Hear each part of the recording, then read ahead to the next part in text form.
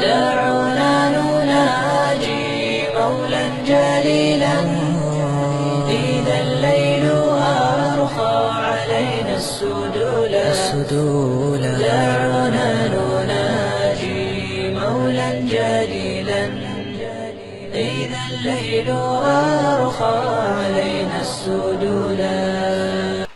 سؤال شو waxay tahay marka seen uga badbaadi karnaa jidkeesa lagaga badbaadi karaa aafada iyo dhibaatada ay adduunyadu leedahay oo ruuxu kaga bixi karaa asagoo fayow oo bad qaba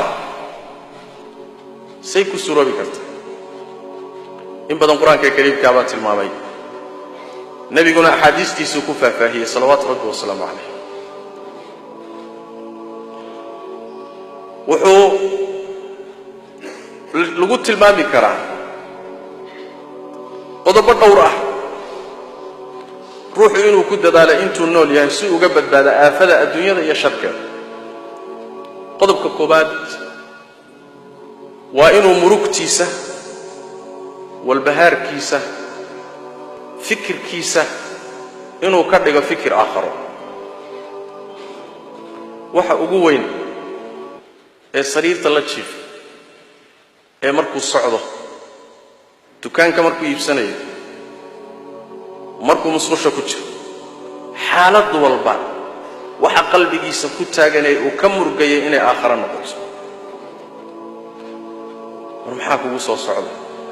geeri baa soo socota, qabri baa kugu soo socda, qiyaama soo socota, rabbiga baad hor istaagi doontaa, jahannama lagu aroori doonaa, janniya naar baa jirta. war xalkaagu wuxuu noqon doonaa? nabigeenu sallallahu alayhi wasallam wuxuu yiri ruuxii murugtiisa hal mid ka dhiga murugta aakhirana ka dhiga. allah tabaaraka wa taala wuxuu u ururiyaa arrimihiisa taladiisa waa la isugu hagaajiyaa qalbigana waxaa loo geliyaa deeqtooni iyo eregsanaan iyo qanacsanaan. adduunyo wixii looga qorayna way u imaanaysaa iyadoo sanka ka tolan oo qasbi loo qoray meeshiisa ugu imaanaysaa.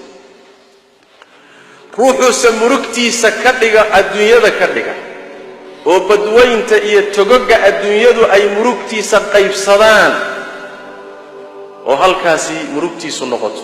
wuxuu nabigu sallallahu alayhi wasallam ilaahay arrimihiisa waa ka kala daadiyaa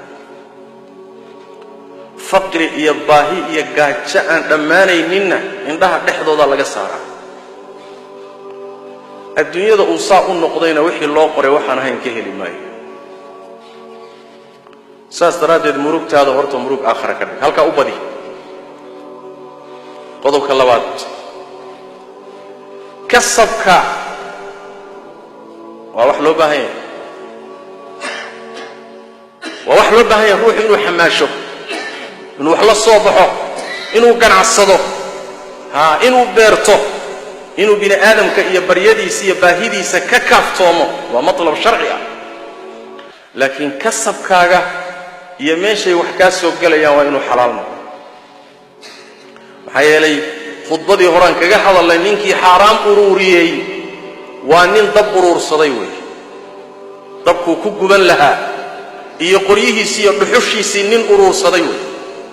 waa khasaarsan yahay shaki male. sidaas daraaddeed inaad xalaasha ku kaaftoonto ood xaaraanta kaga kaaftoonto. qodobka saddexaad waxa weeye in xoolahaas ilaahay kugu irsaaqay tabaaraka wa tacaala ee uu ku siiyey meesha aad u isticmaalayso inay noqoto meel lagu ogolaaday. xaggeed xoolihii ku bixisay? cunto xalaal aan siistay, waan quutay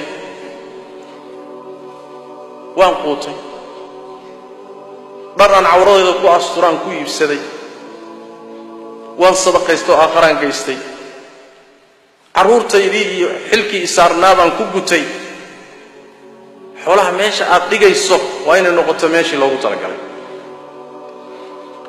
haddii kale xoolaha meeshoodii meelaan ahayn aad u isticmaasho ayagana waa khasaaro weyn oo kugu imaan doono wey. waa wax lagaaga daba imaan doono.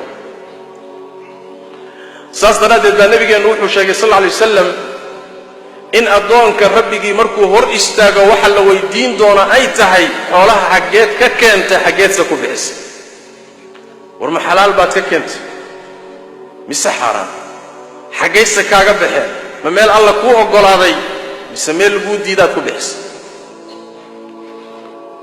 waa in marka xoolaha aadan meel xun ku bixin khaasatan meesha xoolaha aad ku bixinayso waa in aad ku xidho inaad ogaato sharcan cilmiyan ma laguu oggol yahay mise laguma oggola oo xoolahaagu ay noqdaan xoolo sharcigu maamulo xoolo diinta maamusho xoolo qur'aanka kariimka iyo sunnada nebigu ay maamulaan haddii kale waad khasaari